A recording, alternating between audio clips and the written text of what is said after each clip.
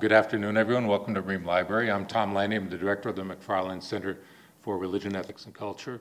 We sponsor conferences, lectures, all sorts of special events that provoke a range of programming on questions of meaning, morality, and mutual obligation.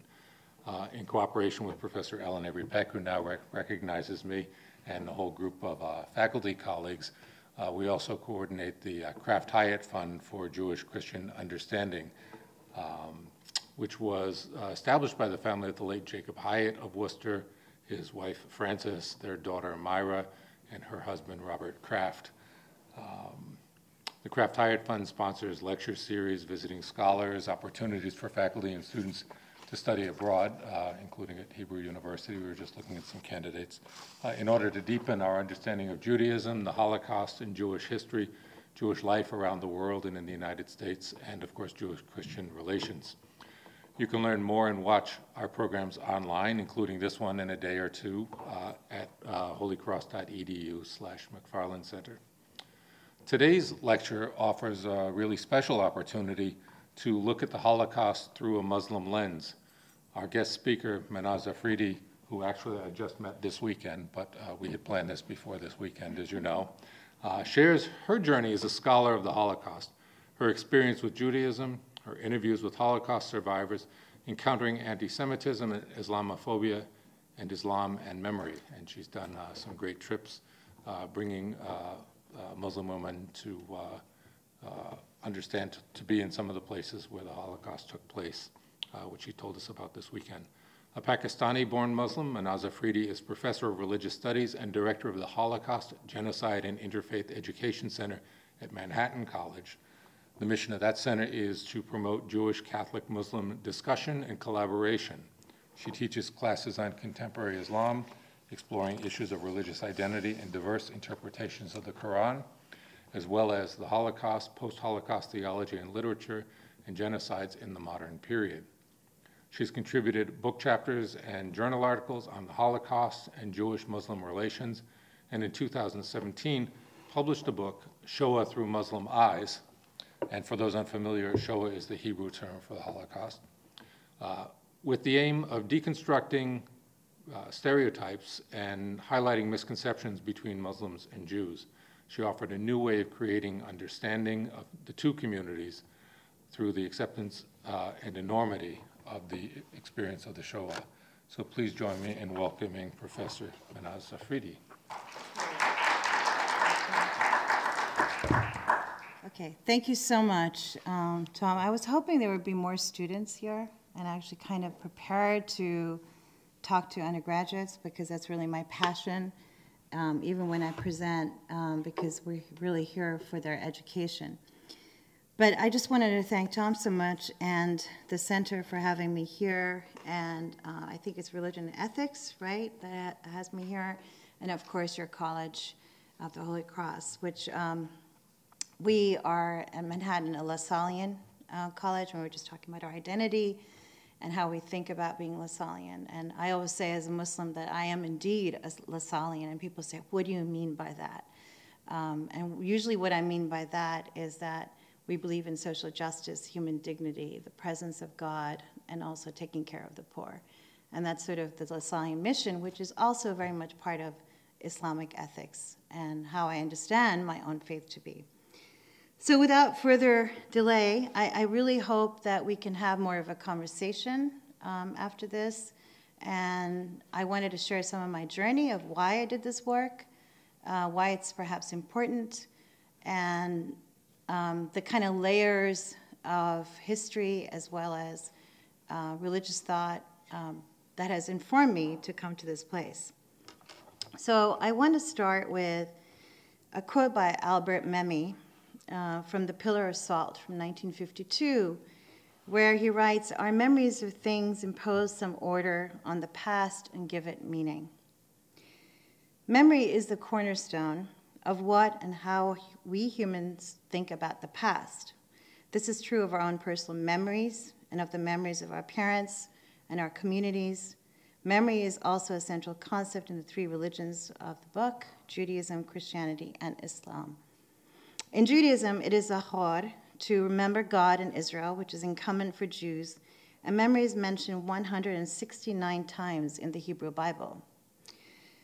For early Christians, the term was amnesis. For Muslims, the word for memory is dhikr, or dhiqra. In all three religions, memory reawakens something from the past in a manner that enunciates this prior word or event and thus makes it present in the here and now, even enabling the possibility of a glimpse into our hidden future. The importance of memory does not lie only in religious texts. Memory provides all of us a path to follow to grasp our own identities. For example, one of my professors when I was an undergraduate at Syracuse University, Professor Alan Berger, describes the memory of third-generation Holocaust survivors, quote, as the expression of a collective voice that enlivens and reanimates the past, both living and dead. On the borders of memory, such writers enter the fragile space of a memory not their own. Dr. Berger was one of my professors when I was a TA, and we didn't have a choice, you just get assigned. And when I started my graduate studies at Syracuse, I was privileged to work with him as a teaching assistant. His insights and words of wisdom enriched my understanding of historical events I had not heard of really before. I began to wonder if all collective memory was somehow the fragile space of a memory not their own.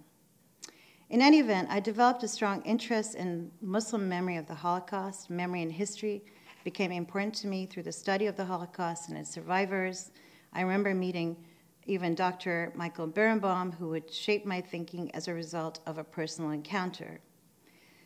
But what had happened that day was I met Michael Berenbaum, and I remember this vividly, in September 25th, 2003, and we met for lunch at Loyola Marymount, where you just were, University in Los Angeles, where I was a visiting assistant professor, and he was an adjunct. That was the day on which Edward Said died. Said is justly remembered for his reputation of Orientalism. The historically patronizing representations of the East by Western historians. Berenbaum wanted to know what I would miss most about Edward Said, now that he was gone. I replied that his death marked a great loss of a Palestinian Christian who had fought against shallow half-truths and false claims, whether such propaganda targets Palestinians or Israelis.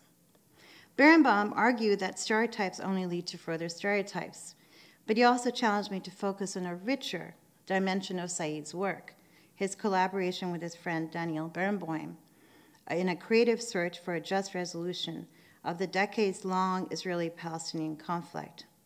Everyone knows that Berenbaum is a world-class pianist. I did not know that Said was also a great lover of music and very accomplished pianist. This common interest in art led the two of them to apply profound concepts of harmony and discord to the political reality of the contemporary Middle East. They had the idea of taking young, talented musicians from both communities and bringing them to Berlin, where Berenbaum was the director of the opera, to meet one another and to make music again. And this really struck me in terms of a Palestinian-Israeli relationship, but also two people who were trying to make music together. In 2011, I became director of the Holocaust, Genocide, and Interfaith Education Center at Manhattan College. Some questioned, very blatantly and openly, whether a Muslim could indeed teach and carry out the lessons of the Holocaust.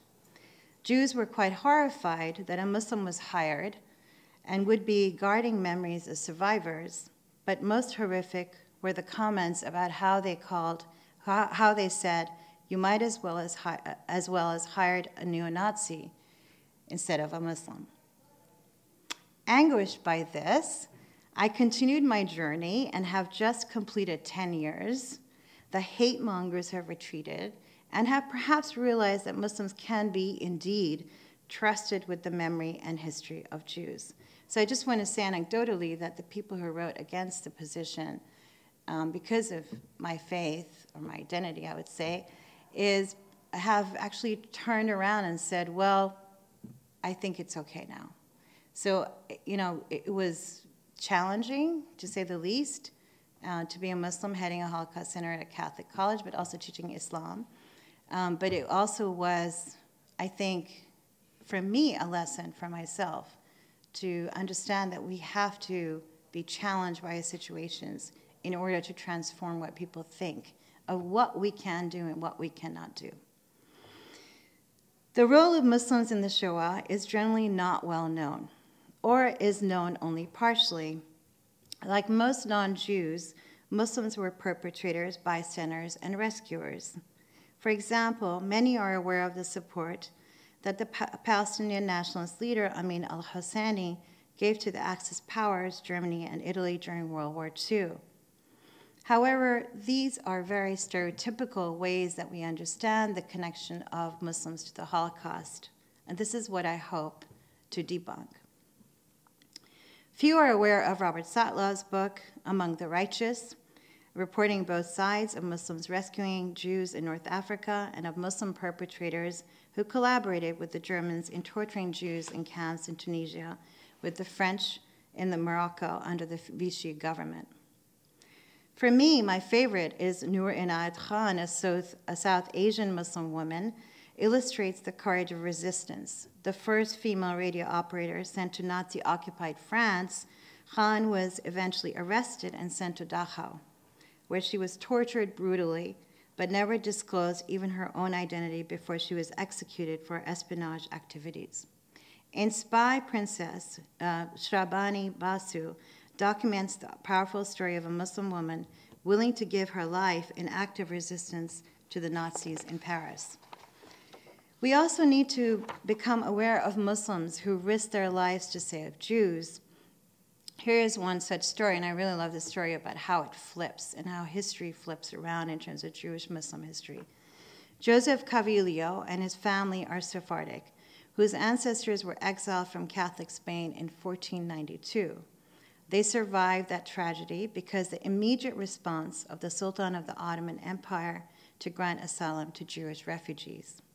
A little short of 5 centuries later, the Cavillio family lost their home in Sarajevo when it was destroyed by the German Luftwaffe in a bombing attack in 1941. Once again, a Jewish family was rescued by Muslims.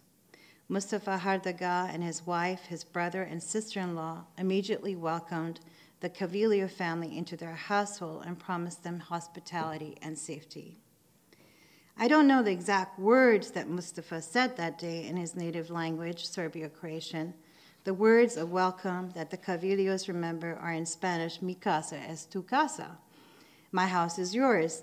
Neither family spoke Arabic, but the words accompanying hospitality in this culture, which is the Arabic culture, ahlan wa sahlan, more correctly express the full meaning of what the Hardagas did for the Cavillios by taking their Jewish neighbors into their home. The Arabic words ahlan wa sahlan mean more than you're welcome, or a formality after hearing the words thank you. They mean something profound to anyone in danger. It's not like you've landed in a B&B where you enjoy a place to flop for the night. You don't just get breakfast. More importantly, you have the safety, the security, and the protection that Father Ibrahim extended to 2 passing strangers by welcoming them into his tent. And I'm talking about Avraham or Ibrahim or Abraham. Ahlan wa sahlan are more like a blessing, as in Hebrew, Baruch haba. Blessed is the one who is here, in fact, twice blessed, both because the blessing descends on the giver and the receiver, and because the blessing means we will make things easier for you, ahlan, not that you are part of the family, sahlan, or more simply facilitated living with a new family. Despite prominent Gestapo warnings of the death penalty for hiding or aiding Jews, the Hardagas carried out their promise in plain view, or under the nose, so to speak, of the Gestapo who had set up their headquarters in the very same neighborhood. Eventually, the Sephardic Cavillio family found a way to get to Mostar, then under Italian control, where Jews were relatively safe. Eventually, in 1984, the Cavillio's family made Aliyah to Israel. That brings this story to 2 more extraordinary twists in the plot. First, when the Cavaliers got to Israel, they reported the story of their survival to Yad Vashem, which certified the Hardaga family for recognition as righteous among the nations. Second, during the siege of Sarajevo, 1992 to 1996, described as an herbicide by shellfire that destroyed over 35,000 buildings, the Hardagas lost their family home and became refugees. An official in the state of Israel heard of their plight and arranged for an offer of citizenship if these Muslims wished to come to Israel. The Hardagas accepted the offer gratefully. Now the words were welcome, were Baruch haba. So one of the things that I look at a lot is World War II, looking at contemporary history, looking at the stories of rescue by Muslims. But it's very complicated. It's not a very black and white history in any sense. It's a history that's really buried because of the Vichy government being in North Africa.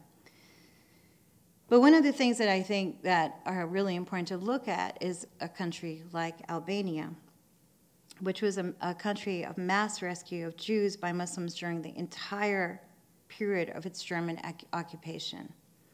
After conducting many reviews of this little-known history, Albanians went out of their way to provide assistance. Moreover, they competed with each other for the privilege of saving Jews. These acts originated from compassion, loving kindness, and a desire to help those in need, even those of another faith or origin. Albania really was the only European country with a Muslim majority succeeded in the place where the other European nations failed. Almost all Jews living within Albania and the dawn of the Albania were actually rescued. If not, more were rescued even after the war. So they basically had more Jews in terms of being in Albania than anywhere else. But one of the things that I think is really important to talk about a little bit is what happened in North Africa. I teach a course right now called Muslims in the Holocaust, and we talk about the history of the Holocaust, we talk about Islam, the faith, we talk about Judaism, and then we really talk about what happened in North Africa under the Vichy government, the different racial laws that were set upon not just Jews, but also Arabs, and the period of colonization, but also the period of the Holocaust at the same time. The dawn of modern era for the Sephardic and Middle Eastern Jews had a very different trajectory under the Europeans than it had under Muslims. And this is, we're talking about North Africa. Muslims were themselves weakened and under colonial rule that could not provide much economic or technological strength. So Jews looked to Europe for their livelihoods. For example, France was the only country that gave Jews the option of French citizenship after the French Revolution. Unfortunately, given the fierce loyalty many Jews expressed toward France, it is a great irony that among the three European powers that brought the Holocaust to Arab lands, France was the most eager to persecute Jews in North Africa. France, an important colonial force in North Africa, enforced many anti-Semitic laws against the Jews in 1940, which I think some of you know as the Statut des Juifs, which was approved by Algeria and Tunisia. In Morocco, Sultan V approved the Moroccan version of Statut des Juifs. These laws forced Jews into labor and isolation camps. In 1942, at the Wannsee Conference, plans for the final solution of the Jewish question exacerbated the situation for Jews all over the world, including North Africa. The strategy of the Vichy Italian fascist and Nazi colonial regime in Arab countries included the goal of exterminating Jews from these countries. Generally unaware of the death camps in Europe, local Arabs also had little direct knowledge of Jews being interned in their own countries. Jews, however, were seen as European and not Arabs necessarily, which may have made it easier for Arabs to turn a blind eye to their treatment in their own countries. So a lot of these camps that were in Tunisia and also in Morocco, and at that time Algeria was not independent, were really far away from the urban areas. But again, there were train tracks that were created to take Jews from all over to these labor camps. And there was intensive torture, very different torture, nothing like death camps in Eastern Europe, but there were really death camps. And people who were visiting, say, family in Morocco and happened to be Jewish were transported from places like Morocco all the way to Auschwitz. The Arab image of Jews at this time had already changed from the Arab Jew to the Western Jew, who was seen as propelling the Zionist agenda and being allied with the colonizer, Britain. An Axis victory in North Africa and the Middle East would also mean an extension of the final solution of the Jewish question in Europe to the 700,000 Jews living in the Arab world. Accordingly, the Nazi regime presented itself both as a supporter of Arab anti-imperialism aimed at British and as a friend to the Arabs, the Muslims, based on common values and common hatred of the Jews and Zionism. Any cooperative history between Jews and Muslims at this point was suppressed in the language of politicians who used religion to pit the two groups against one another. And I mean, actually, there's a really good book that David Matadel has written. He's a British historian, and it's called Islam and Nazi Germany. He looks at all these documents and the ways that politicians were influenced in the Arab world in terms of Jews being completely European and colonial, and how that functioned throughout. Jews and Muslims who had lived together for some time were now both threatened with divisions by colonialism. And there are books which concisely discuss Arabs and Muslims, like David Matadel's and the Shoah, fail to see how the pressure of colonialism played into these events. There was colonialism and the fight for nationalism, but the deeper issue was the insistence of Germany in aligning with Muslims in the Arab and Eastern fronts. After all, German propaganda for North Africa and the Middle East promoted a clear image of the Third Reich as a friend of Islam, and the army was eager to preserve this on the ground.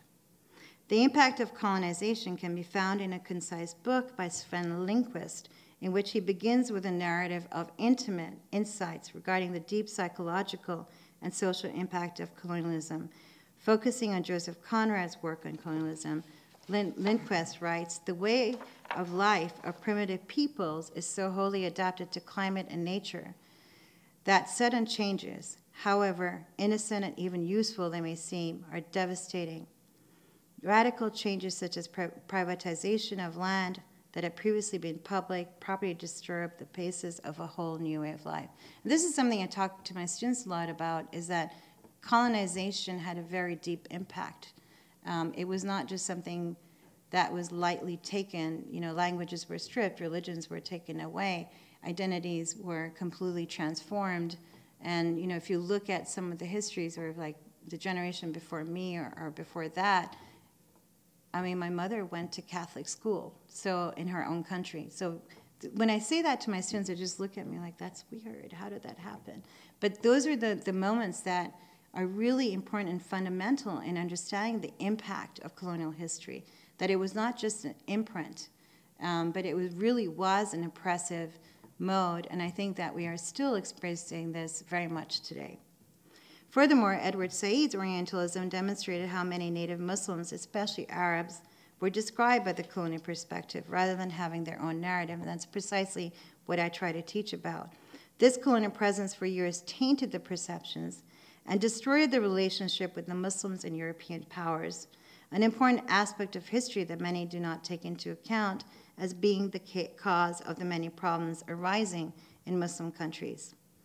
Furthermore, pre-World War II, Germany was also very anxious about the Russians and the role that they could potentially play in the arena of war and the axis of enemies. Many Muslims lived under communism, and like many, they were threatened if they practiced their religion or went against the grain. Many Muslims were also secular, but some were religious, and the Nazi Party saw them as a population, like the Arabs, to be radicalized against the Allies and Russians. The SS was primarily the motivator of much of the propaganda, consisting of anti-Bolshevik and anti-Jewish messages targeted to Eastern Muslims in Europe. So again, a lot of this has to do with looking at the geopolitical picture, but also the influences and the ideologies that were running high, and that's why World War II becomes so heightened and interesting. And one of the ways to look at this period, and I think this is really, really important, is to say if you say to a Jewish audience, okay, you know, you're looking at Holocaust, you're looking at 1945, you're looking at DP camps, 1946, you're looking at, you know, the establishment of the State of Israel in 1948, but then you're also looking at what happened in the Arab world, which is a totally different history in terms of colonization. And then the perception of the two in terms of how one looks at one another, right? The migration of Jews from 1880 all the way to 1920 into Palestine. And what were the Jews perceived as the European Jews, right?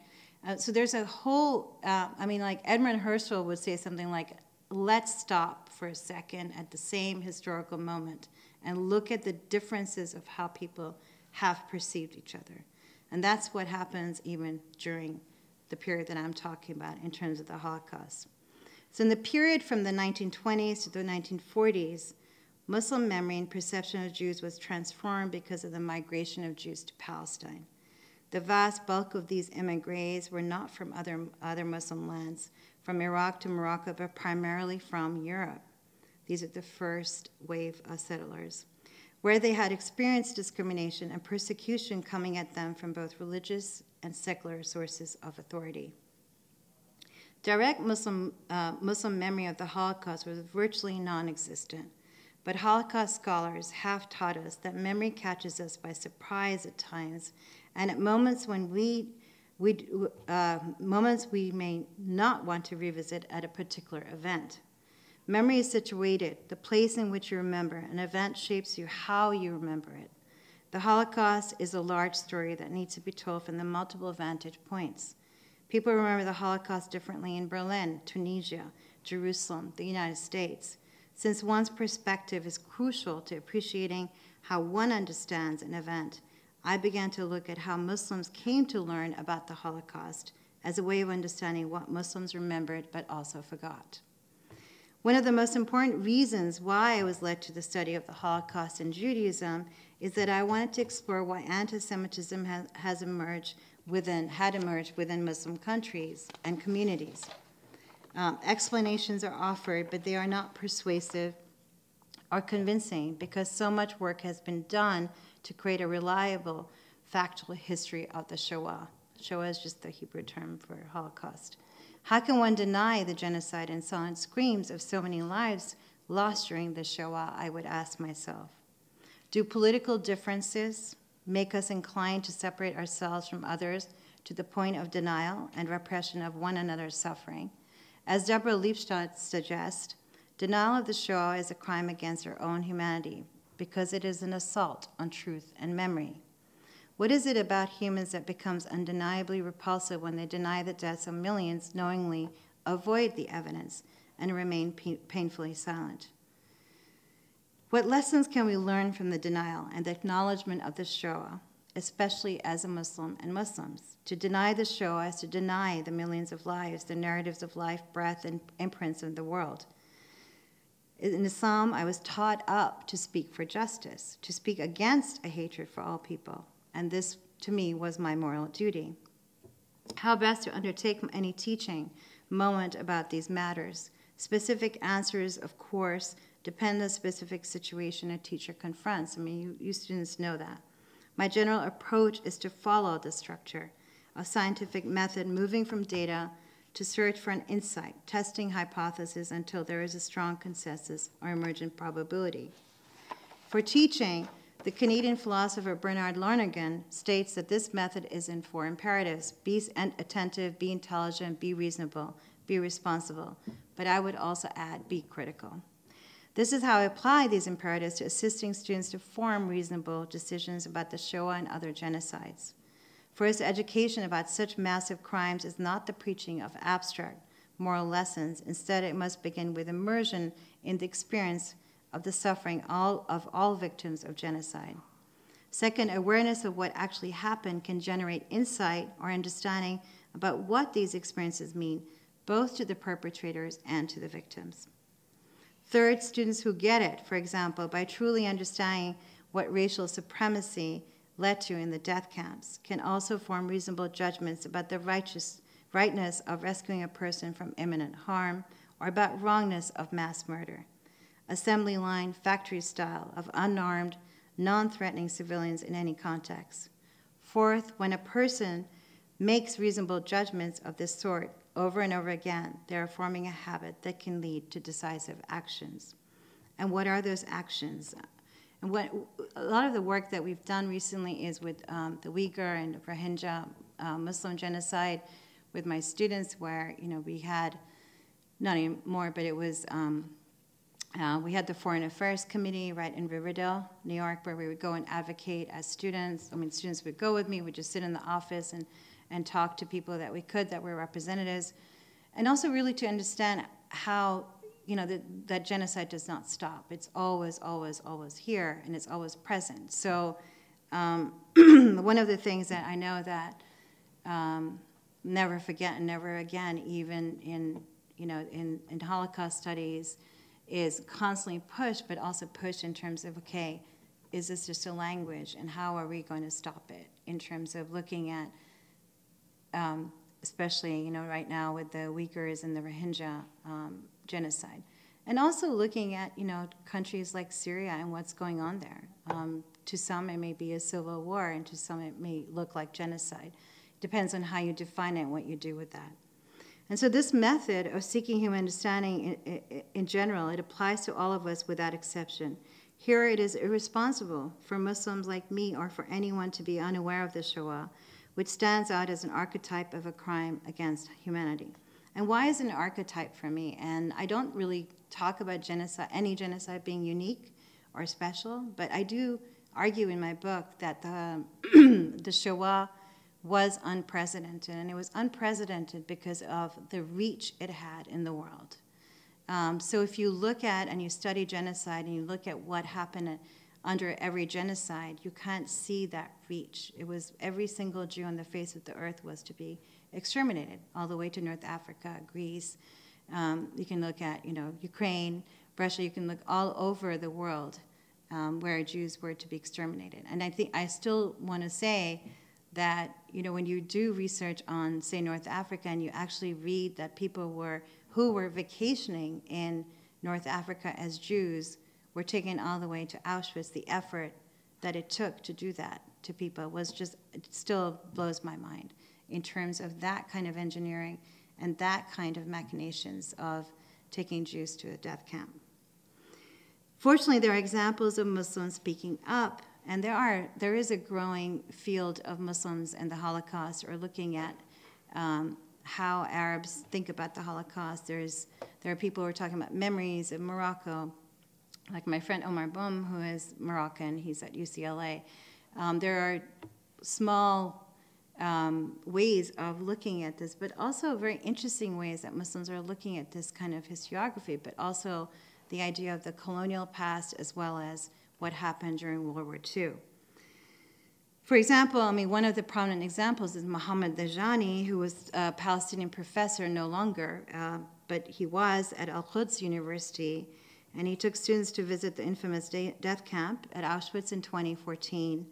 When he returned, his car was set on fire, he received death threats, and was forced out of his job at the university in East Jerusalem. The controversy escalated out of hand because a Palestinian dared to teach the Shoah as an important event of significance to Palestinians. In a conference in Doha, Dajani said, "You need to understand the other because reconciliation is the only option we have. And the sooner we do it, the better. Empathizing with your enemy does not mean you sanction what your enemy is doing to you." Dajani raises another important moral concern. If we accept your suffering, does that mean we suffer less? Suffering is not an Olympic event with winners of gold, silver, and bronze medals for endurance and survival. In fact, suffering is often caused by the denial of other people's humanity. As a scholar committed to the importance of academic freedom, moreover, I'm saddened by Dajani's experience of being punished for promoting transcultural understanding of the Shoah. I add, however, that I also find curious the refusal of many Israelis to acknowledge the conclusion of serious Israeli historians such as Benny Morris and Ian Pape, who have documented that in the same year as the creation of the State of Israel, The majority of Palestinians were forcibly evicted from their homes and displaced to other countries. As I noted above, scientific method and human understanding is general or universal. It applies to all of us, no matter who we are. Passing to another issue, like I said before, many have noted never forget and never again. We have made much more progress on remembrance than on genocide prevention. We have witnessed so many genocides: Armenia, the Shoah, Cambodia, Rwanda, Congo, Bosnia, Darfur, China, and Myanmar, just to name a few, in historical documents and journalistic accounts on television and radio, as well as internet coverage and social media. Yet we distance ourselves and focus on the ordinary events of the world. Genocide awareness seems to have little, if no effect, on present-day genocide occurring in China and Myanmar, even after all the overwhelming historical, journalistic, and media evidence. And, you know, at Manhattan College, I created an exhibit on the survivor, Hermann Ziering, who actually was, it's very interesting because he also became a Nazi hunter, and one of the drawers that we have is called The World Knew, What the World Knew. And we also have a display about how Muslims rescued Jews, and we also have a display on Catholics rescuing Jews. Actually, a Lasallian brother in France rescued 14 students and 2 teachers and was tortured to death to the point where he was deaf and died. So these are really, but they're important stories in terms of understanding what happens in these relationships, right, between faiths during time of war, and especially when you're dealing with something like Holocaust. I mean, Sudan, I remember Darfur was blazing when I was in Los Angeles, and we did a lot of work with actually Jewish Watch that was going there to build ovens, aluminum ovens for women, so that they would not be raped in the forest in Darfur by the Janjaweed. And that was a very practical kind of tool that we could give them so that they wouldn't be harmed. They wouldn't have to go into the woods to get firewood. So there's certain things that we can do in terms of activism, but it's not very easy. Some of my students raise this question, right? They say, what we can learn about people who commit genocide, but how can we stop it? And that's a moment for me where I feel completely vulnerable, where I say, okay, you know, it's the awareness. What lesson can we learn from this class, or what lesson can we learn from understanding this, and that this should not happen again? And maybe we can learn what prejudice actually does, which we know even in this country leads to murder and atrocities. All educators can focus at several Holocaust and genocide museums who show us that assortment of issues like prejudice and intolerance lead to violence and murder. Every single one of my students has experiences that inform their awareness of the sorts of problems. Many of them come to our college with years of unexamined prejudices. We try to help them see that it just doesn't make sense to have your mind up in a fixed, hard prejudgment or judgment before you have heard anything about what happened, an event or experience, or before you have the chance to even form an initial view of the meaning of this event for those most deeply affected by it. More often than not, once my students grasp a pattern of prejudice blocking their own effort to make reasonable decisions, they are willing to start losing their habitual rush to judgments or their unreasonable or irrational prejudices. We may not stop genocides or aggressive wars with this strategy, but I think this moves the ball in somewhat the right direction. I also want our graduates to be prepared to be people who will not be neutral bystanders when they witness an injustice or a group bias or personal prejudice. I want our graduates to be ready to speak out as agents of change in the future, whenever that is necessary. So I encourage them in our classes to share their stories about their own witnessing of antisemitism and Islamophobia on a daily basis, and how they have been pressured to swallow misunderstandings and lies by their own peers, family members, and people on the street. We are also at the center, and I am too, recording accurate testimony of reliable witnesses of genocide. But this may be one of the most important things that we can do to preserve the memory. Holocaust survivors that I have worked with have shared memories embedded in their minds. Their memories are repetitive or paralyzed. some traumatic memories such as guilt stemming from a past act or from a missed opportunity to be helpful, or deep sadness over the loss of a loved one are relived over and over again with resulting traumatizations. Memory plays such an important role not only in what we remember, but also how we remember one another's history. Now I'm working on a new project entitled The Wounded Muslim, in which I discuss the trauma of Muslims and genocide and how Islamic communities deal with tragedy and trauma, and especially in terms of faith. This past summer, I interviewed Bosnian, Uyghur, and Rohingya survivors and find many parallels of how memory and faith shapes us. One of the things I want to leave you with is just my interaction with a survivor, Albert Rosa, who was from Greece, and just sort of my interaction with them to give you, feeling of how actually it was hard for me to interview survivors because they had never been interviewed by a Muslim woman, but they also had prejudices against me because I was a Muslim, and they were like, "Why? What is such a nice girl like you doing? Following this religion, Islam, and don't you feel oppressed?" And I was like, "Wow, this is wild, right?" I mean, here I am. I'm talking to survivors, but that's because they had never met a Muslim, and what they had really experienced was what we show, right, on the media, and they had really no education on Islam. So it was a very interesting process to interview them. And it was really mostly the male Holocaust survivors that were really upset with me that I was following this religion that they thought was going to be really horrible to me, whereas the female Holocaust survivors seemed much calmer and more open and willing to sort of talk to me about actually their Jewishness and the similarities of Judaism and Islam. So anyway, I'm just going to share this with you, and then I will end. So on February 27, 2010, I looked into the sky blue eyes of Albert Rosa, an 85-year-old Shoah survivor. For many hours, he spoke about his experiences at Auschwitz-Birkenau. As I left him, he told me with tears in his eyes that he wanted someone to write his life story, since he had very little formal education and would not be able to express in writing his feelings in the Shoah.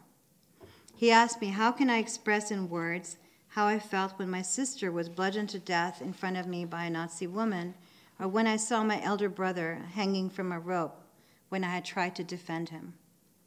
I looked into his eyes, which had penetrated my own, for hours on that day, and I wondered how I could tell his story without diminishing the emotional and physical strength that enabled him to survive the horror of his life in the camps. He spoke of maggots crawling on his body as he was ordered to move the dead Jewish bodies, the gold he stole from the teeth of the dead, the urine he saved to nurse the wounds inflicted by a German shepherd, the plant roots that he dug out with his fingers for nourishment, and the ashes he swallowed from the crematorium as he helped build Birkenau. As I began to write this, feelings of inadequacy and even paralysis emerged. How am I to give such traumatic events any life with mere words? How can I give the Shoah a life of its own without trespassing on politics, ethics, and the millions of victims? I was tempted to abandon this project because I feared that I could not do it justice. I tried to stop working on this and recounting a woman's simple acknowledgement of the horror of the Shoah, its devastating effects on its victims and their family members. Thankfully, I could not turn away from this project. In a strange way, my very doubts about my capacity to do this work gave me a sense of humility. My awareness that I am not a perfect interviewer gave me fresh courage to undertake this project to the best of my ability. I became even more drawn to the project. In this moment of determination of what I had to do, I remembered an important question. But what of those who were not there? The Holocaust cannot be reduced to order or even an overriding sense of meaning. The event defies meaning and negates hope. How then are we to approach it? When I left Albert Rosa's home, I gave him a hug because my words of gratitude seemed so inadequate. He smiled as he hugged me back, and then he said, "This is the first time in my life that I have hugged a Muslim woman." I told him that this should not be the last, as Muslim women are not so cold or segregated as people might think. Albert and I exchanged the first step in dialogue by humanizing one another, one another's faith. Through conversation and empathy, a Holocaust survivor and a Muslim woman began to humanize just not each other, but also their perception of Jews and Muslims. Thank you.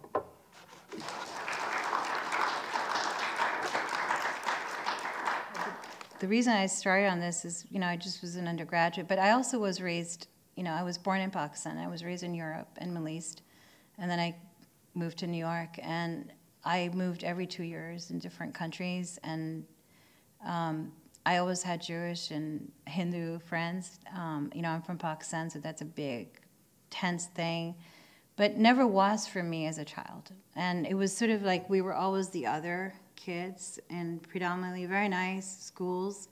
And then when I moved to the Middle East, I went to also a very nice school where there were only Christians, Arabs, Muslims, Asians, Africans. And there was a lot of censorship in the book, in the history books, European history, on the word Israel, the Jew, and I became curious as a young child that, hey, what's going on here, right? You asked your friends, hey, what's up? And they're like, just ignore him, Mehnaz. They do this every year. And I was like, okay. And I didn't really say much. It was not something that I said much about, but I was just curious. And then when I moved to New York, I joined a soccer team to play, to try out for JV and varsity, and I was kicked in the shin by Jewish girls in my high school who didn't want a Muslim on the team. So I got very, very confused. And so I asked my parents, what's the story here? What's going on? And they're like, it's political. We have nothing against Jews. We have nothing against Christians, which is how I was raised. We were raised very open to all our traditions. And then I just felt like every time I would talk to a friend, whether they were Christian or Muslim in the Arab world, there was always this tension about me doing any work with Jews or Judaism. And then I got very curious about this, and I started to realize that there was a lot of relativism about the Shoah. For me, I just want to be factual about the Holocaust. I think that there's too much, there were only 2 million who died. I mean, I've been asked that at conferences, and that to me became a problem. So that's why I wrote basically an acknowledgement, a book that people can look at and say, okay, a Muslim has said that 6 million Jews died, and this is exactly, actually more than 6 million, but this is how it happened. So that's how I got into it, but I also started to realize the deep, deep misperceptions from both the Jewish community and the Muslim community, not just about religion, but also about the history, right? So I mean, there's like this aspect where some Jews and Muslims like to romanticize our history, like how great it was, and some Jews and Muslims like to say, well, it was never great. I mean, there's never this sort of like, hey, it was very complicated, And what complicates it more, as we all know, is Israel and Palestine. And the question that I get all the time is like, well, what about Palestinians? Yes, I care about the Palestinians. But because I talk about the Shoah doesn't mean that I don't care about the Palestinians. So I think that's why I'm invested, because I feel like if I talk about another, it doesn't mean that I'm not caring about another community. And I think that's something we have to work out in terms of how we think about these things. And I think these are really good teaching tools. They have really transformed some students from thinking. And my class, Muslims in the Holocaust, there are Muslims in the class. There are very few Jews in my college as well. But they're Catholics, they're African-American students. They are really invested in this idea of racialization, colonization, the Holocaust, eugenics, Nazism. I mean, all of these things surface, right? And religious discrimination, which is what I deal with a lot. So that to me, and I think the personal investment is that I just feel very strongly that there has to be a certain engagement on a level that's very painful between Jews and Muslims. And I think that if we're not going to get to that point, then there's not going to be a dialogue or conversation. Because, predominantly my students like here are Catholic, right? It's hard because, first of all, they don't really know Islam or what it means to be Muslim. I mean, I don't know if I know that anymore, but there's this idea of like, okay, they don't know really anything about Islam or Judaism, and here I am, I'm teaching about both really in a very kind of tense climate, right, in terms of the subject area.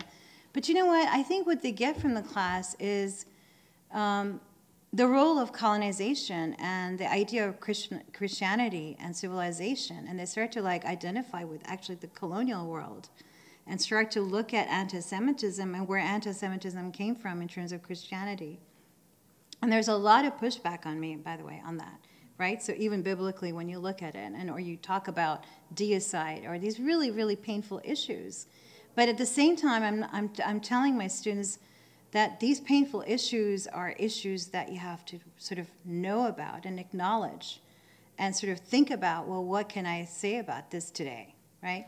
And that's the way that I think that they come into the conversation, but also get sort of like an introductory feeling about Judaism and Islam, and also the times that Jews and Muslims live together.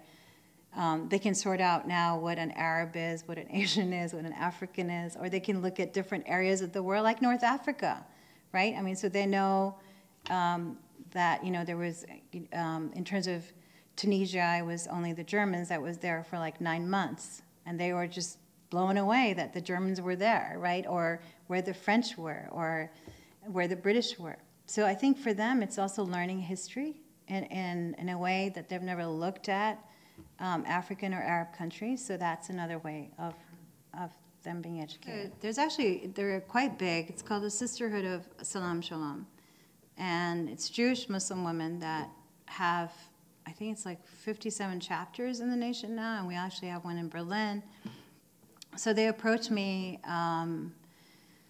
to lead them to Auschwitz and also Berlin. And so I led 52 Jewish and Muslim women, and it was very interesting because for example, in Berlin, of course, we looked at the Jewish ghetto, but we also went to mosques and looked at contemporary Islamophobia problems and what's going on in the streets there, and we did some work on looking at the Muslim immigrant in Europe, which they didn't really know about as Jews in the contemporary light. And then we went to Auschwitz, which was very hard, but on the bus back from Auschwitz, we actually talked about Israel and Palestine, which I thought was one of the most moving things that has ever happened. And nobody was like agreeing, but it was painful conversation about what it means to be in a ghetto, what it means to be removed, what it means to be displaced, what is identity. But really it was about sort of understanding that this is a tough acknowledgement, and what do we have at stake, and how do we think about this? And it was tough for the Muslim women to walk through Auschwitz for the first time. And we went to Canada, which is the place where they sorted out all the belongings, and we did a prayer there because I don't know if you know, but there were 64 Muslims that were murdered at Auschwitz, right? I mean, so this is part of the history that nobody really talks about. And there's about 14 names that are missing, but the rest are murdered. They're recorded as being murdered, and there's 14, of course, the Auschwitz Museum will tell you means that they were murdered or disappeared or went missing. And the question becomes, well, what were Muslims doing in Auschwitz, right? They were caught.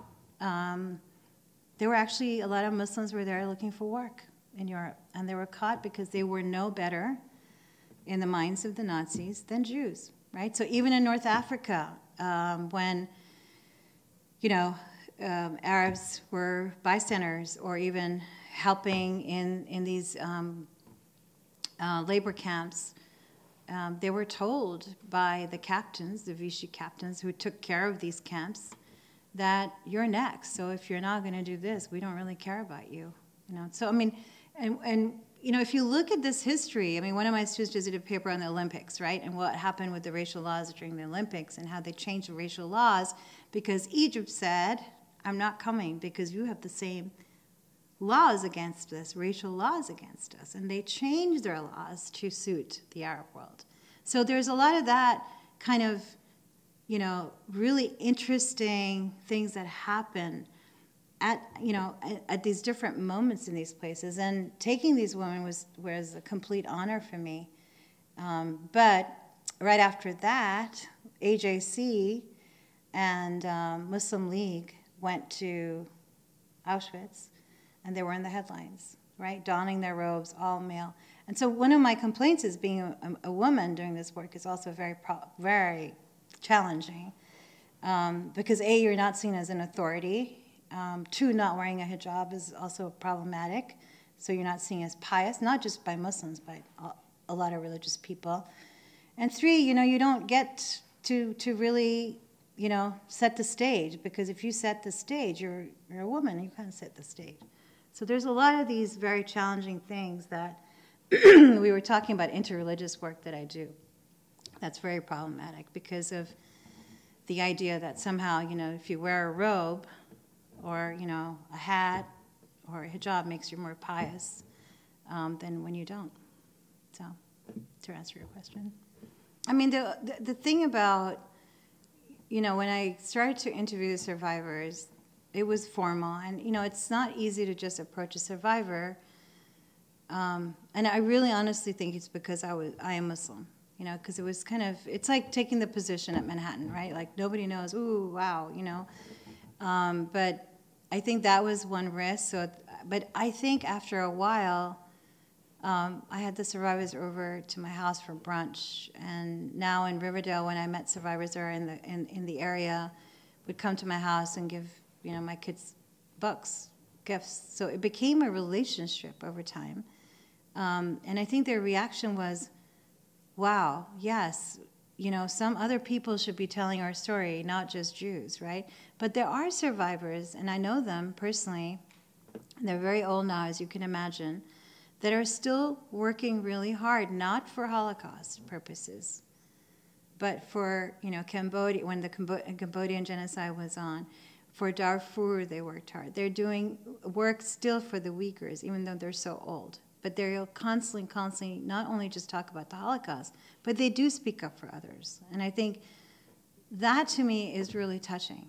And it's really, really important, that it's not just, you're a Holocaust survivor, so that's all you talk about. They actually don't.